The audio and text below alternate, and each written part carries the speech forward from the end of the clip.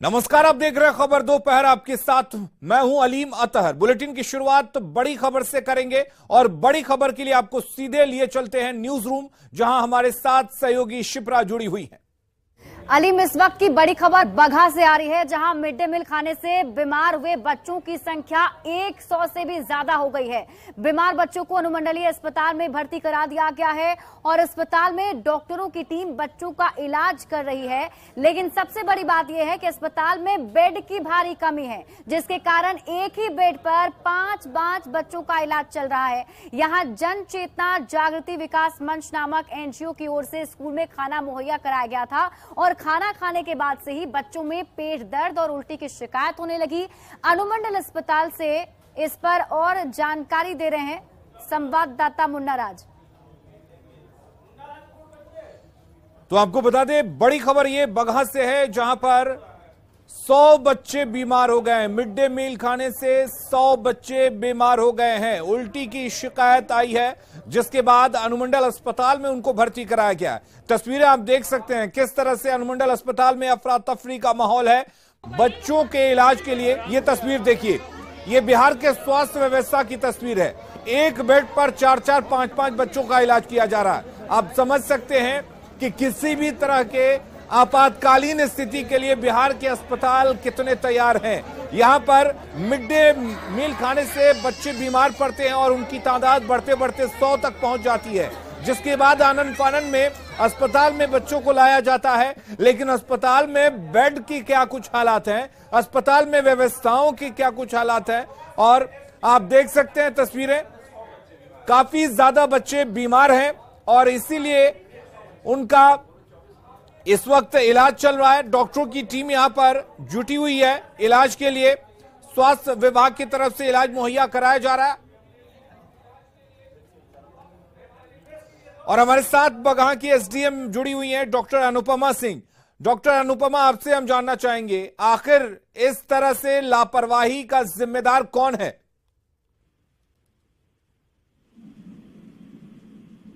Doctor Anupama.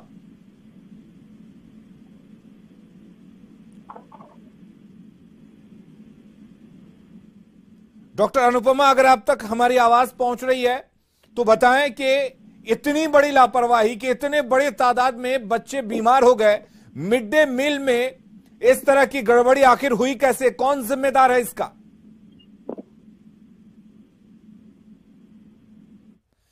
चलिए, हमने जुड़ने की कोशिश की, सवाल भी पूछा, लेकिन जवाब नहीं आया।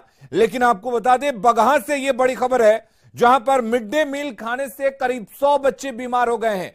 मध्य विद्यालय बरवल की यह घटना बताई जा रही है, जहां पर एक एनजीओ की तरफ से मिड डे मील बनाकर लाया गया था। हालांकि क्या कुछ हालात हैं, जायजा लिया है संवाददाता ने। बगहा के राजकीय मध्य विद्यालय बरवल में मिड डे मील खाने के बाद बीमार बच्चों की संख्या बढ़कर करीब 100 के आसपास पहुंच गई है और बगहा अनुमंडलीय अस्पताल में अब तक 100 बच्चों को शिफ्ट किया गया है, जहां उनका इलाज चल रहा है। पूरे अनुमंडलीय अस्पताल की टीम इन बच्चों का इलाज कर रही है और बेड की स्थिति आप देख सकते हैं कि बगहा अनुमंडलीय अस्पताल में बेड की कमी के बाद एक बेड पर 4-4 बच्चों को शिफ्ट किया गया है। तो हम तस्वीरें दिखा रहे हैं बगहा अनुमंडलीय अस्पताल की। आप देख सकते हैं कि एक बेड पर बेड की कमी के बाद 4-4 बच्चों का इलाज हो रहा है। आप देख सकते हैं किस तरह के हालात बने हुए हैं। क्योंकि बेड की कमी है, करीब 100 बच्चे अब तक अनुमंडल अस्पताल में पहुंच चुके हैं, जिनका इलाज चल रहा है।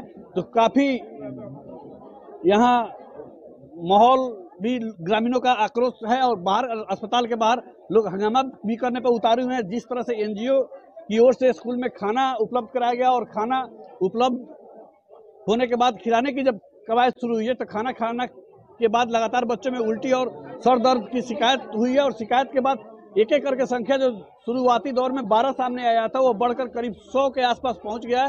हालांकि पूरे अनुमंडलीय अस्पताल में स्वास्थ्य विभाग टीम मुस्तैद है और कई डॉक्टरों को इन बच्चों के इलाज के लिए लगाया गया है। तो सबसे बड़ी चीज है कि जो एनजीओ भोजन का सप्लाई करता है, उसकी गुणवत्ता की क्या हालात है, इसकी भी जांच शुरू हो गई है। प्रशासनिक टीम भी जांच कर रही है और मौके पर पुलिस भी पहुंच गई है, जो पूरे हालात को अपने काबू में कर रही है। तो अनुमंडलीय अस्पताल में यह भयावह स्थिति आपको दिखाने की कोशिश, देखिए कितनी दर्दनाक स्थिति है कि एक बेड पर 4-4 बच्चों को शिफ्ट करने की मजबूरी स्वास्थ्य विभाग के सामने आया है और इस कवायद के बाद लगातार स्वास्थ्य विभाग की टीम इस कैंप कर रही है अस्पताल में और विभिन्न डॉक्टरों की टीम को अलग अलग वार्ड में लगाया गया है और महिला वार्ड तक में बच्चों को विशेष तौर पर शिफ्ट किया गया है। तो पूरे मामले में अफरा तफरी का माहौल है और देखना है कि इन बीमार बच्चों में कितने की स्थिति सामान्य हो पाती है। मुन्ना राज, न्यूज 18, बगहा। और यहां पर सवाल ये उठता है और न्यूज 18 ये सवाल पूछता है कि आखिर ऐसी घटनाएं बार बार क्यों हो रही हैं? क्यों मिड डे मील में शिकायत आ रही है जिससे बच्चे बीमार हो रहे हैं? मिड डे मील में लापरवाही क्यों बरती जा रही है? आखिर क्यों बच्चों की सेहत के साथ खिलवाड़ किया जा रहा है? क्योंकि ये पहली घटना नहीं है, लगातार इस तरह की कई घटनाएं सामने आई है हाल के दिनों में। दोषियों पर कार्रवाई क्यों नहीं होती? क्योंकि अगर दोषियों पर कार्रवाई होती तो शायद इस तरह की घटनाएं बार बार नहीं होती। हमारे साथ संवाददाता मुन्ना राज जुड़े हुए हैं। मुन्ना, सबसे बड़ा सवाल, आखिर ये लापरवाही क्यों हुई? कैसे आखिर इतनी बड़ी लापरवाही हुई कि आज 100 बच्चे अस्पताल के बिस्तर पर लेटकर इलाज करा रहे हैं? निश्चित तौर पर यह शिक्षा विभाग की एक बड़ी लापरवाही है कि जो जिस तरह से एनजीओ को जिम्मेवारी सौंपी गई है विद्यालयों में भोजन सप्लाई की, उसकी गुणवत्ता की जांच की दिशा में शिक्षा विभाग के तरफ से आज तक कभी तक कोई ठोस प्रयास नहीं किया गया, जिसके कारण लगातार एमडीएम में गुणवत्ता की गिरावट हुई है और गिरावट के बाद इस तरह की घटनाएं सामने आ रही है। मामला बरवल का है, जब अहले सुबह एक के बाद एक 12 बच्चे बीमार होते हैं और जिसके बाद उनको अस्पताल में शिफ्ट कराया जाता है और धीरे धीरे संख्या बढ़कर 100 के आसपास पहुंच जाती है। तो निश्चित तौर पर ये बड़ा सवाल है। करीब 200 बच्चों में थोड़ी बहुत शिकायत थी, जिसके बाद 100 बच्चों को अनुमंडल अस्पताल में एडमिट किया गया है और अनुमंडल अस्पताल में बेड की कमी हो गई, जिसके बाद 3 से 4 बच्चों को एक एक बेड पर शिफ्ट कराया गया है। स्वास्थ्य विभाग की टीम मुस्तैद तो जरूर है, लेकिन एक बड़ी लापरवाही है जो एमडीएम के सहारे विद्यालयों में बच्चों को बुलाने की जो कवायद चल रही है और जिस तरह से एमडीएम में शिकायत आ रही है, क्या गुणवत्ता। मुन्ना राज, देखिए इस वक्त इलाज चल रहा है, लेकिन उससे पहले सवाल ये उठता है कि मिड डे मील जब बच्चों तक पहुंचता है, बना के वो खाना पहुंचाया जाता है, उससे पहले इसकी गुणवत्ता की कई अधिकारियों के द्वारा जांच की जाती है, फिर इस खाने को बच्चों तक पहुंचाया जाता है। तो क्या इन तमाम प्रक्रियाओं का वहां पालन हो रहा है? सरकार ने गाइडलाइन जारी कर रखा है कि स्वास्थ्य शिक्षा विभाग की एक टीम है जो इसकी गुणवत्ता की जांच करेगी। चलिए मुन्ना, आपके पास हम लौटेंगे। हमारे साथ डॉक्टर अनुपमा जुड़ी हुई हैं, एसडीएम है बगहा की। डॉक्टर अनुपमा, आपसे जानना चाहेंगे, 100 बच्चे करीब करीब इस वक्त अस्पताल के बिस्तर पर लेटकर इलाज करा रहे हैं, इसका जिम्मेदार कौन है? आखिर क्यों इतनी बड़ी लापरवाही हुई? क्यों खाने की गुणवत्ता में इस तरह की अनदेखी की गई कि बच्चे बीमार हो गए?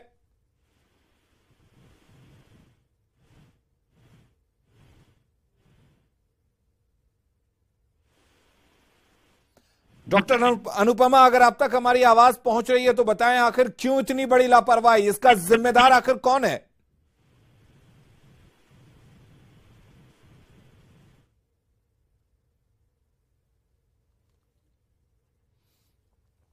चलिए, हमारे साथ एक बार फिर से एसडीएम जुड़ी थी, लेकिन शायद किसी वजह से उनकी आवाज यहां तक नहीं पहुंच पा रही है।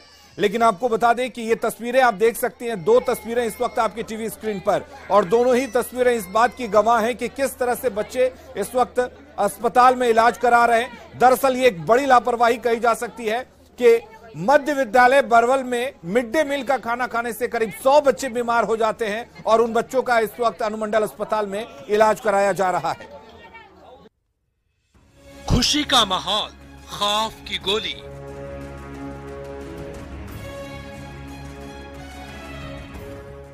मौत को दावत, कानून को ठेंगा।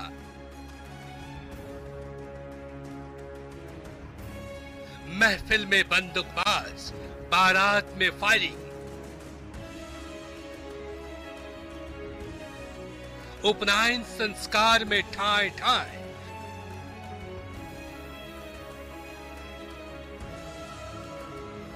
बंदूक से ढाई ढाई।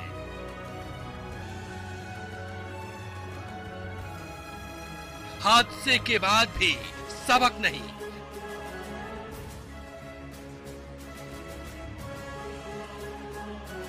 कब बाज आएंगे बेखौफ बंदूकबाज? प्रशासन नाकाम, लाइसेंसी बंदूक से ठाए ठाए। तो बिहार में इन दिनों शादी विवाह का सीजन चल रहा है। पुलिस और प्रशासन के सख्त निर्देश के बाद भी लोग समारोह में फायरिंग करने से बाज नहीं आ रहे हैं। खबर सारण से है, जहां भोजपुरी गायिका निशा उपाध्याय को एक कार्यक्रम की प्रस्तुति के दौरान गोली लग गई। घटना सारण के जनता बाजार के सिंधुआर गांव की बताई जा रही है। भोजपुरी गायिका निशा उपाध्याय अपनी टीम के साथ उपनयन संस्कार समारोह में प्रस्तुति देने के लिए पहुंची हुई थी। कार्यक्रम चल रहा था। निशा के गानों पर नर्तकियां नाच रही थी और कुछ लोग फायरिंग कर रहे थे। तभी निशा उपाध्याय के पैर में गोली लग गई। निशा का इलाज पटना के प्राइवेट अस्पताल में फिलहाल चल रहा है। फिलहाल निशा उपाध्याय की हालत खतरे से बाहर बताई जा रही है। निशा बिल्कुल ठीक है, लेकिन इस घटना के बाद से कई सवाल भी उठ रहे हैं। तो पटना के एक प्राइवेट अस्पताल में निशा उपाध्याय का इलाज चल रहा है। हालांकि निशा खतरे से बाहर है, लेकिन आपको बता दें, सारण में जिस तरह से ये घटना सामने आई है, उससे एक बात साफ है कि यहां पर पुलिस प्रशासन का कोई खौफ नहीं है।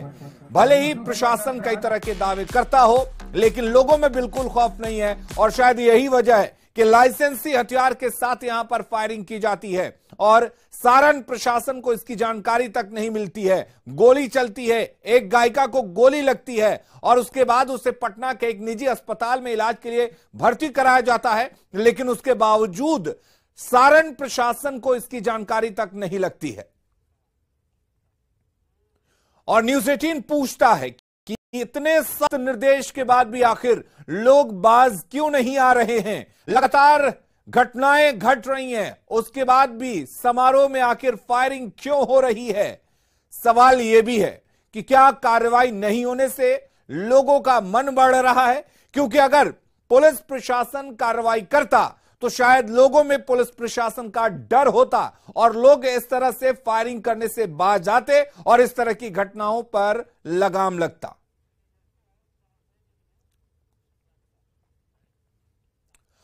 और आखिर इस तरह की घटनाएं क्यों हो रही हैं, क्या वजह है कि लोग इस तरह की घटना करने से बाज नहीं आ रहे, इसको जानने के लिए सीधे चलते हैं न्यूज रूम अपने सहयोगी शिप्रा के पास। बिल्कुल अलीम, देखिए लगातार ये सवाल जरूर पूछे जा रहे हैं कि आखिर ऐसी घटनाओं पर रोक क्यों नहीं लग रही है। और ऐसे में दर्शकों के लिए जानना ये जरूरी है कि जश्न में फायरिंग को लेकर सरकार के क्या सख्त निर्देश हैं। तो जश्न में फायरिंग पर सभी जिलों को सख्त निर्देश दिया गया है। पुलिस मुख्यालय ने सभी जिलों को ये निर्देश जारी किया है, जिसमें हथियार का लाइसेंस तत्काल रद्द करने का आदेश दिया गया है। यानी कि अगर फायरिंग करते हुए उस वक्त किसी को पकड़ा जाता है तो उसके हथियार का लाइसेंस तुरंत ही रद्द कर दिया जाएगा। दोषी लाइसेंस धारियों को ब्लैकलिस्टेड भी किया जाए, ऐसा निर्देश दिया गया है। भविष्य में दोबारा हथियार का लाइसेंस वैसे लोगों को नहीं मिलेगा। यह भी निर्देश दिया गया है कि बिना वजह शस्त्र का इस्तेमाल नहीं करना चाहिए। अगर ऐसा करते हैं तो उन पर कार्रवाई होगी। मौत होने पर हत्या की धारा में प्राथमिकी दर्ज होगी। यानी कि अगर आप फायरिंग करते हैं और उस फायरिंग से किसी को गोली लगती है और उनकी मौत होती है तो आप पर हत्या की प्राथमिकी दर्ज की जाएगी। मौके पर पहुंचकर पुलिस की टीम सबूत जुटाएगी और पुलिस मुख्यालय ने जांच के लिए मानक तय कर दिए गए हैं। यानी ये पूरी तरीके से सख्त निर्देश जो है सरकार की तरफ से दिया गया है। लेकिन सवाल वही है कि फिर भी लोग बाज नहीं आ रहे हैं। अलीम, बिल्कुल शिप्रा, इस तरह के कई कानून बनाए गए हैं। इस बीच एक और बड़ी खबर आपको बता दे, अरवल से बड़ी खबर आ रही है, जहां पर बंधन बैंक के अफसर को गोली मारी गई है। बदमाशों ने फील्ड अफसर को गोली मारी है। लूट के दौरान फील्ड अफसर मनीष कुमार को गोली मारी गई है और यही नहीं, करीब 95,000 रुपए अपराधियों ने इस फील्ड ऑफिसर से लूटे भी है। लूटपाट के बाद अपराधी फरार हो गए। फिलहाल गंभीर अवस्था में मनीष को पीएमसीएच रेफर किया गया है। आपको बता दें कि मनीष ग्राहकों से पैसा वसूल कर वापस लौट रहे थे और इसी दौरान कलेर बाजार के पास अपराधियों ने उन्हें गोली मारी है। फिलहाल पुलिस मामले की जांच में जुटी हुई है। बैंक का कलेक्शन का काम करते थे। बैंक का। अच्छा, तो फील्ड में गए थे तो फील्ड में कलेक्शन करके आते समय रास्ते में स्नैचिंग वगैरह हुआ, जो भी आए थे छीनने के लिए, गोली मारा लोग मुंह में, फिर पैसा वैसा लेकर के सब चला। कितना पैसा था? वही 95,000 के आसपास था। कलेक्शन का पैसा था। क्या नाम हुआ आपका? मेरा प्रमोद कुमार नाम है। क्या है? यहाँ का बंधन बैंक का मैनेजर है, कलेर का। और रुक करेंगे इस वक्त एक और बड़ी खबर की, और ये बड़ी खबर सूत्रों के हवाले से है। आपको बता दें, प्रधानमंत्री नरेंद्र मोदी का जल्द बिहार दौरा हो सकता है। बीजेपी नेता मंगल पांडे ने इसकी जानकारी दी है। पीएमओ ने कार्यक्रम पर सहमति जता दी है। पीएम के दौरे को लेकर बीजेपी में काफी उत्साह देखा जा रहा है और बीजेपी बिहार में प्रधानमंत्री नरेंद्र मोदी के दौरे की तैयारियों में जुट गई है। 9 साल सेवा, सुशासन, गरीब कल्याण, महाजनसंपर्क अभियान कार्यक्रम में शामिल होंगे प्रधानमंत्री नरेंद्र मोदी। आज हम गर्व के साथ कह सकते हैं कि 9 वर्षों के अंदर इस देश के में आदरणीय प्रधानमंत्री जी के नेतृत्व में जो विकास के काम हुए हैं वो एक रिकॉर्ड है। आजादी के बाद से लगभग 1 दशक के अंदर गरीबों के कल्याण के लिए, युवाओं के कल्याण के लिए, किसानों के कल्याण के लिए, महिलाओं के विकास और उत्थान के लिए जितने काम आदरणीय नरेंद्र मोदी जी के नेतृत्व में इन 9 वर्षों में हुआ है, यह एक रिकॉर्ड है जो देश ने स्थापित किया और देश ने देखा है। पूरी दुनिया में आज भारत का सम्मान कितना बढ़ा है। आज भारत के प्रधानमंत्री विदेशों के दौरे पे जाते हैं तो आप देखते हैं कि दूसरे देश के प्रधानमंत्री किस तरीके से देश के प्रधानमंत्री का सम्मान और आदर करते हैं। ये और इधर 12 जून को विपक्ष की बैठक होने वाली है। इसी बीच खबर यह है कि प्रधानमंत्री नरेंद्र मोदी बिहार दौरे पर आने वाले हैं। पीएम के आगमन को लेकर बिहार में सियासत तेज हो गई है। डिप्टी सीएम तेजस्वी यादव ने कहा है कि पीएम मोदी को डर समा गया है कि 2024 में क्या होगा। तंत्र है, कोई भी कहीं भी जाए तो उस पर क्या दिक्कत है? 12 जून के बाद ही काफी वो लोग बता रहे हैं कि 12 जून के बाद ही होने दीजिए ना। हम लोग जिस दिन से साथ आए हैं, जिस दिन से महागठबंधन सरकार बनी है, अब भाजपा बाहर हुई है, तब से 24 के लिए डरे हुए हैं और डर निकल ही नहीं रहा है। अब असल में डर उनका निकलेगा कि नहीं निकलेगा, लेकिन जनता जो है देश की, उनको सत्ता से बेदखल जरूर करेगी।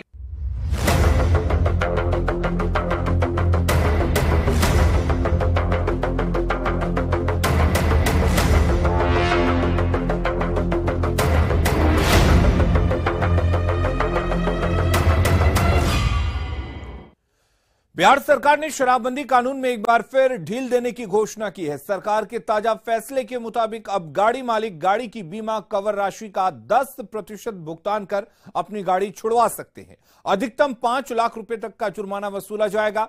शराबबंदी कानून में बार बार हो रहे संशोधन पर सवाल उठ रहे हैं।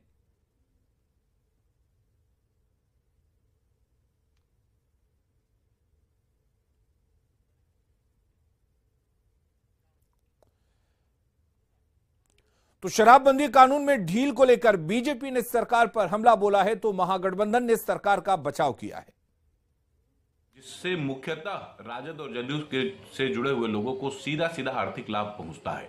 इसके पीछे जो आर्थिक जो तंत्र है वो मूल रूप से राजद और जदयू के नेताओं को सीधा सीधा आर्थिक प्रश्रय दे रहा है। इसलिए बिहार में शराबबंदी पूर्ण रूपेण फेल हो चुकी है और नीतीश कुमार जी का जो सुशासन का जो चेहरा था वो पूरी तरीके से बेनकाब होकर गैर सुशासन शासन के रूप में परिणित हो चुका है। समय समय पर शराबबंदी कानून या उससे जुड़े नियम और प्रावधानों की समीक्षा की जाती है। यथोचित बदलाव भी होते हैं ताकि इफेक्टिवली इस कानून को लागू किया जा सके।